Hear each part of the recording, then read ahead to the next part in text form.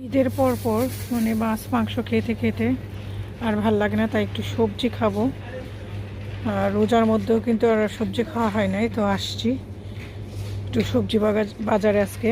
এখন প্রায় মাগরিবের সময় হয়ে গেছে। দেখেন সবজির দাম ইংল্যান্ডে কত, 899 করে কেজি করলা। আর ঢেঁড়স হচ্ছে সেমই, এই যে 699 কেজি হয়েছে আপনার ঢেঁড়স। কত এক্সপেন্সিভ। লাউয়ের দাম হচ্ছে এই যে 899 কেজি লাউ। কত এক্সপেন্সিভ সবজি, কি খাবেন। দেন বেগুনের দামটা একটু কম, 7 পাউন্ড করে 699 বেগুন আমি নিচ্ছি। 1 কেজি বেগুন নিচ্ছি ইলিশ মাছ দিয়ে রান্না করে খাওয়ার জন্য। ঢেঁড়স নিয়ে নিলাম, আর নিয়েছি পটল। এই যে এখানে সব আছে গ্রোসারি। ঝুঁকি নিয়ে খাবো না, এগুলো নিব না। সজনে পর্যন্ত পাওয়া যায় দেখেন ইংল্যান্ডে। সজনে 799 কেজি। সবজি কিন্তু সজনে কিন্তু অনেক এক্সপেন্সিভ, বাট সস্তায় পাওয়া যাচ্ছে এখানে। কাঁচকলা সবই আছে। আমি একটু কাঁচকলা নিব আর একটু নিব সজনে ভাজি খাওয়ার জন্য। সজনেও নিয়ে যাই, আর 2-1টা কাঁচকলা নিব।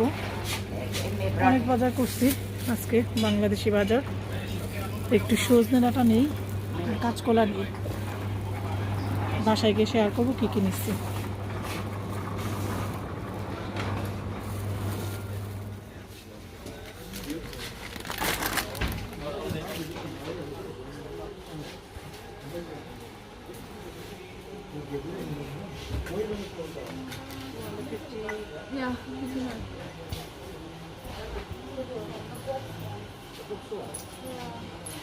পরে বাসায় চলে আসলাম, মাগরিবের একদম কাটা কাটা সময় হয়ে গেছে।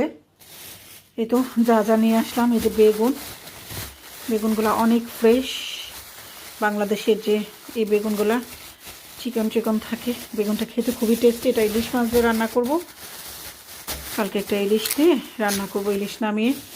আর এগুলো আনছি আমি গাছ করার জন্য। মুখি, কাঁচামরিচ, দেন ঢেঁড়স নিয়ে নিলাম আমার জন্য 1 কেজির মতো। আমি শুধু ঢেঁড়স খাই, আর কেউ খায় না, আকসার খায় না। বড়ই নিয়ে আসছি। বড়িগুলো একদম ফুটা হয়ে গেছে, কুল বড়ই একদম ফুটা হয়ে গেছে, কবে আনা কুল বড়ই।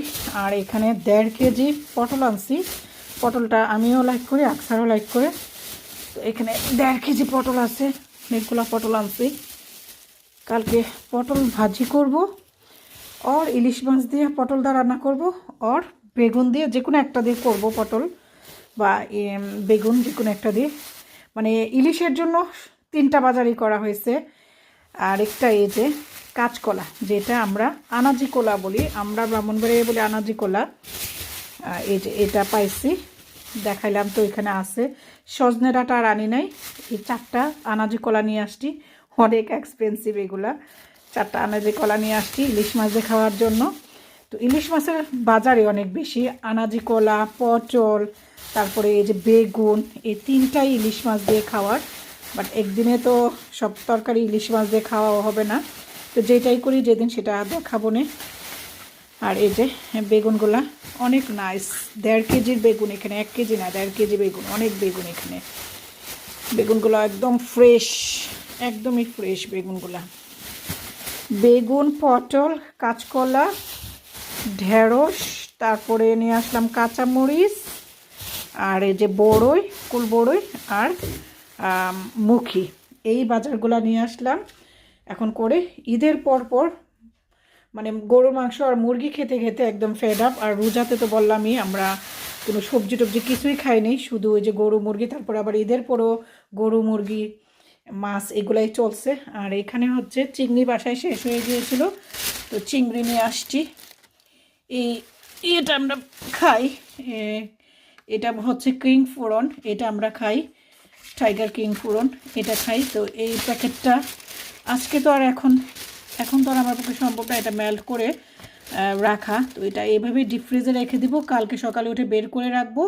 দেন এটা একটু ডিফ্রোজ হলে মানে ফ্রোজেন থাকতে থাকে, একটু মেল্ট হলে এটাকে পার্ট বাই পার্ট করে অল্প অল্প করে আমি প্যাকেট করে রেখে দিই, যখন যতটুকু লাগে ততটুকু রান্না করি।